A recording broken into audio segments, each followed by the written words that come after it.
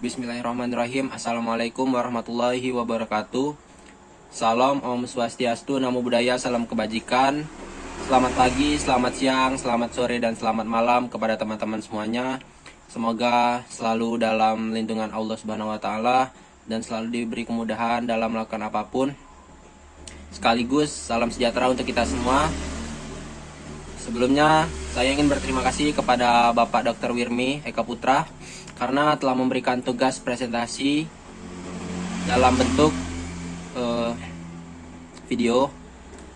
Baik, sebelumnya izinkan saya untuk memperkenalkan diri. Perkenalkan, nama saya Dwi Rida Olyadani dengan NIM B1B1222031. Di sini saya bertugas sebagai moderator sekaligus yang akan memandu jalannya presentasi pada hari ini. Baik, di sini saya tidak hanya sendiri, akan tetapi dibantu oleh teman-teman saya untuk berpresentasi dan menjelaskan materi. Ada Gary Ahnaf Syafiq Prawira, ada Aufa Anissa Putri, ada Farhadipa, dan Anissa Nurul Hidayah. Di sini saya dan teman-teman akan membacakan dan menjelaskan 5 submateri. Yang pertama ada pajak langsung dan pajak tidak langsung. Yang kedua, pajak langsung dan pajak tidak langsung sebagai penerima negara. Yang ketiga, pengaruh pajak langsung dan pajak tidak langsung terhadap kesejahteraan konsumen. Yang keempat, dampak pajak terhadap pasar dan keuntungan produsen. Dan yang kelima, kesejahteraan yang hilang karena pajak. Baik, langsung saja kita mulai di pajak langsung dan pajak tidak langsung. Pajak langsung. Pajak langsung adalah pungutan yang dibebankan kepada wajib pajak dan harus dibayarkan secara pribadi atau langsung oleh wajib pajak yang bersangkutan dan tidak dapat dibebankan kepada pihak yang lain. Dilihat dari proses pembayarannya, pajak langsung memiliki sifat pungutan yang teratur dan pembayarannya dilakukan secara berkala. Contoh pajak langsung adalah pajak penghasilan atau PPH, pajak bumi dan bangunan atau PBB, dan pajak kendaraan bermotor atau PKB. Baiklah, di sini saya akan menjelaskan materi selanjutnya, yaitu tentang pajak tidak langsung. Pajak tidak langsung adalah pajak yang proses pembayarannya dapat dibebankan kepada pihak lain. Jadi, wajib pajak memiliki wewenang untuk menyerahkan pembayaran pajak dengan diwakilkan oleh pihak lain. Penyerahan wewenang ini juga harus didasari suatu peristiwa yang memungkinkan bagi wajib pajak untuk mengalihkan kewajiban perpajakannya kepada individu atau badan yang ditunjuk sebagai pihak lain untuk membayarkan sejumlah pihak tertentu. Selanjutnya, pajak tidak langsung jenis pemungutannya bersifat tidak menentu. Pemberlakuan untuk pajak ini tidak dilakukan secara berkala, selayaknya pajak langsung, tetapi tergantung dari peristiwa yang membuat kewajiban untuk membayar pajak tersebut muncul. Contoh pajak tidak langsung antara lain, yang pertama ada pajak pertambahan nilai atau PPN. Adalah pajak yang dikenakan pada penjualan barang dan jasa di tingkat konsumen. PPN dikenakan pada setiap tahap produksi atau distribusi barang dan jasa, tetapi akhirnya dibebankan kepada konsumen yang membeli produk atau jasa tersebut. Yang kedua ada pajak bea masuk. Adalah pajak yang dikenakan oleh pemerintah suatu negara pada barang-barang yang diimpor dari negara lain. Pajak ini bertujuan untuk mengumpulkan pendapatan bagi pemerintah dan melindungi industri dalam negeri dengan membuat barang-barang impor lebih mahal. Selanjutnya yang terakhir ada pajak ekspor, yaitu pembayaran yang harus dibayarkan oleh produsen atau pengekspor kepada pemerintah suatu negara atas barang atau produk yang dijual ke negara lain. Pajak ini bertujuan untuk mengumpulkan pendapatan bagi pemerintah dan mengatur jumlah barang yang diekspor untuk menjaga keseimbangan ekonomi domestik. Baik, di sini saya akan memaparkan tentang pajak langsung dan tidak langsung sebagai penerimaan negara. Pajak langsung dan tidak langsung memiliki pengaruh signifikan sebagai sumber penerimaan negara. Pajak langsung adalah pajak yang dikenakan langsung kepada individu atau perusahaan, seperti pajak penghasilan dan pajak properti. Pajak tidak langsung, di sisi lain, adalah pajak yang dikenakan pada barang dan jasa, seperti pajak penjualan dan cukai. Pajak langsung berkontribusi pada penerimaan negara dengan cara yang lebih langsung karena ditarik dari pendapatan individu dan perusahaan. Pajak ini dapat memberikan pendapatan yang lebih stabil dan dapat diatur dengan lebih mudah. Di sisi lain, pajak tidak langsung mempengaruhi penerimaan negara melalui konsumsi barang dan jasa. Pajak ini bisa bervariasi tergantung pada kebijakan pemerintah dan tingkat konsumsi masyarakat. Kedua jenis pajak ini penting bagi penerimaan negara karena memberikan dana untuk mendukung berbagai program dan proyek pemerintah seperti pendidikan, kesehatan, infrastruktur, dan keamanan. Pengaturan yang bijak dari kedua jenis pajak ini dapat membantu mencapai keseimbangan yang optimal dalam pendapatan negara. Materi yang ketiga yaitu pengaruh pajak langsung dan tidak langsung terhadap kesejahteraan konsumen. Pajak langsung dan tidak langsung memiliki pengaruh yang berbeda terhadap kesejahteraan konsumen. Pajak langsung dikenakan langsung pada pendapatan individu atau perusahaan, seperti pajak penghasilan dan pajak properti.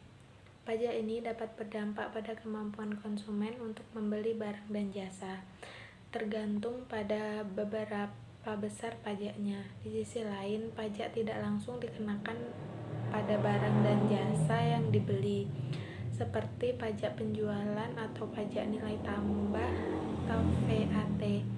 Pajak ini biasanya ditanggung oleh konsumen sebagai bagian dari harga barang atau jasa yang dibeli. Pajak tidak langsung dapat mempengaruhi daya beli konsumen karena membuat barang dan jasa menjadi lebih mahal.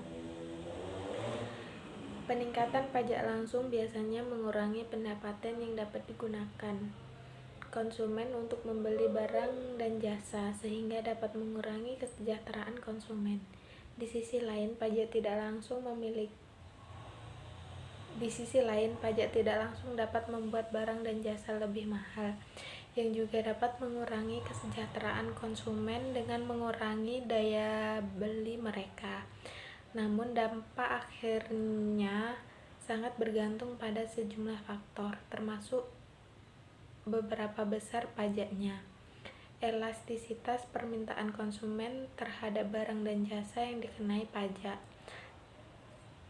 serta sebagai pemerintah menggunakan pendapatan pajak tersebut, misalnya untuk meningkatkan infrastruktur atau memberi layanan publik.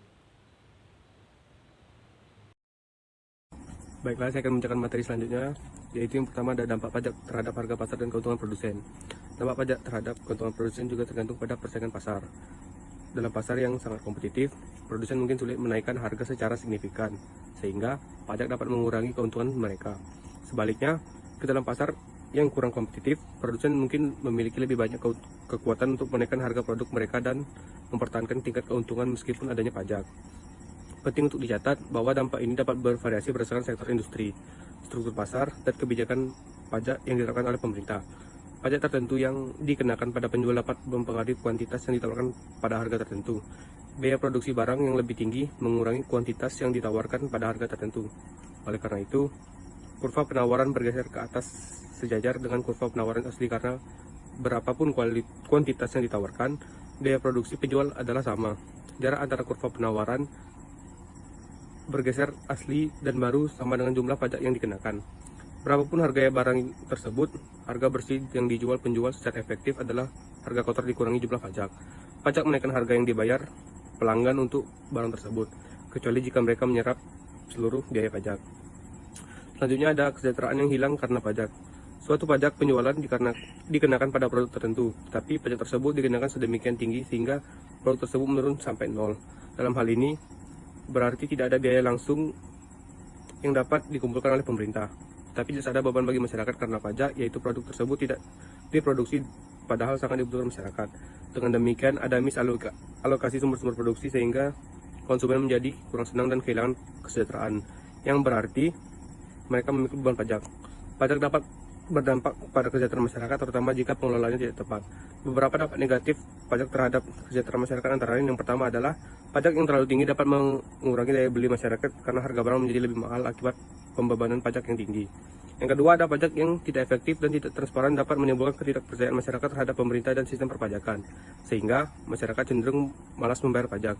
Yang ketiga, ada pajak yang tidak tepat sasaran dapat menghambat pertumbuhan ekonomi dan pembangunan infrastruktur yang dibutuhkan masyarakat.